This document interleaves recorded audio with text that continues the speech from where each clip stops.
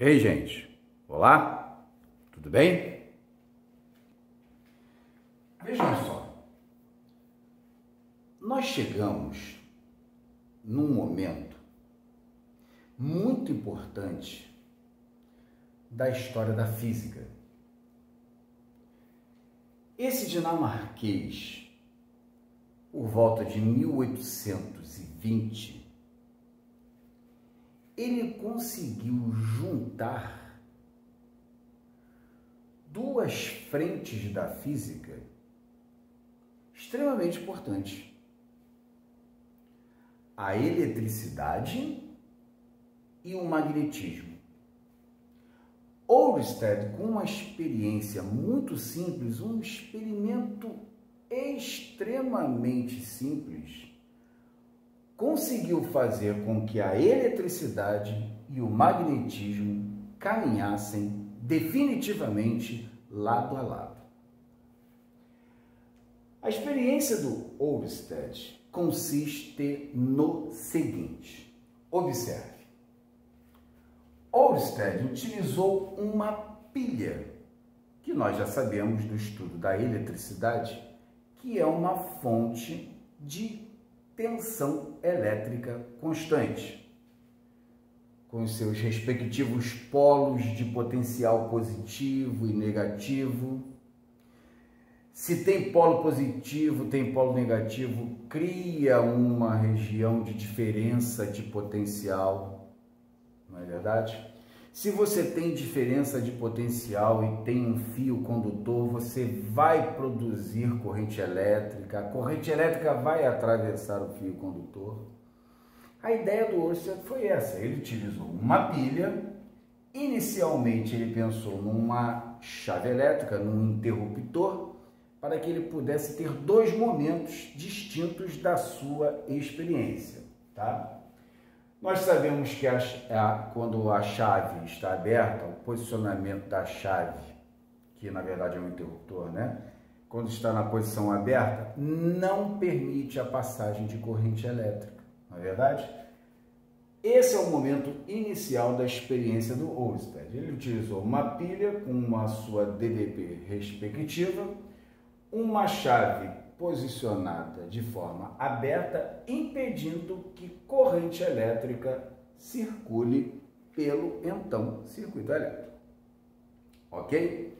Eu estou colocando aqui para você que a corrente elétrica é nula visto o posicionamento da chave. Muito bem. Próximo a esse fio evidentemente deve ter alguma resistência elétrica, mínima ou não, mas tem alguma resistência elétrica. Bem próximo ao fio, Oersted colocou uma agulha magnética, que ficou simplesmente sob a ação do campo magnético terrestre, por exemplo, ok? Observa que eu não me preocupei em representar o polo norte ou o polo sul da bússola, porque o objetivo nosso, o entendimento da experiência do Oersted, não é, nesse momento, observar onde está o polo norte ou o polo sul. Quando eu digo polo norte ou polo sul geográfico, por sua vez o polo norte, polo sul magnético da agulha magnética. Não é isso. Eu simplesmente quero que você entenda o que vai acontecer com essa pequena agulha magnética. Ela está orientada inicialmente dessa forma no referencial da Terra, seja onde foi descrita a experiência. No referencial, o alinhamento norte-sul é esse daqui, e esse é o campo magnético terrestre, e acabou, tá bom? Muito bem. Observe o posicionamento da agulha magnética. Atente. Como simples é esse experimento do Oersted e como importante ele foi. Num determinado momento, em 1820, Oersted então fechou a chave. O que nós temos pela eletricidade? Com o posicionamento da chave fechada, a corrente elétrica que vai circular então pelo circuito já não vai ser mais igual a zero, vai ser diferente de zero. Quanto a isso, tudo bem, porque nós já estudamos os efeitos elétricos. Primeira lei de Ohm, segunda lei de Ohm, tudo bem. O grande lance está aqui. O que aconteceu com aquela agulha magnética próxima ao fio? Eu vou mostrar para você no próximo esquema e você verá o entendimento inicial, a junção do magnetismo com a eletricidade. Vamos lá, vamos ver o que aconteceu. Vamos lá então, o que ocorreu e a conclusão de Oersted. Chave aberta, corrente zero. Observe a orientação da agulha magnética. Entendemos que aqui a agulha magnética está apenas sob a ação do campo magnético terrestre, que eu chamei pura e simplesmente por B. Quando fecha a chave, ocorre circulação de corrente. Antes, corrente nula, agora diferente de zero, circulando, também não estou preocupado com o sentido da corrente no circuito. Vamos supor que esteja circulando desta maneira. O que Oersted observou? Que quando não tinha corrente elétrica, a agulha ficava sob a ação única do campo magnético terrestre. Quando passou corrente elétrica pelo fio próximo aonde estava a bússola, a agulha magnética sofreu um pequeno desvio. Isso significa dizer que essa agulha magnética não ficou somente sob a ação do campo magnético terrestre. Se ela sofre um desvio, ela ficou então sob a ação, agora evidentemente, fica sob a ação de dois campos magnéticos. Um oriundo da Terra e o outro oriundo de quê? Da corrente elétrica que passou pelo fio. A conclusão de Oersted: corrente elétrica origina o quê? Campo magnético.